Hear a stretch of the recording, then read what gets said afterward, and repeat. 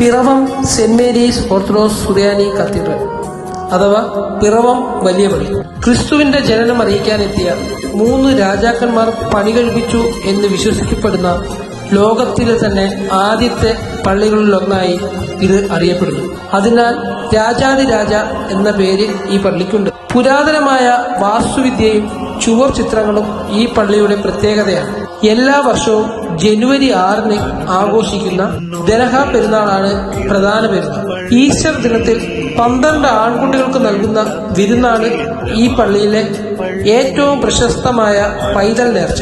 എറണാകുളം ജില്ലയിലെ പിറവം ടൗണിൽ മൂവാറ്റുപുഴയാറിന്റെ തീരത്താണ് ഈ കത്തീഡ്രൽ സ്ഥിതി ചെയ്യുന്നത്.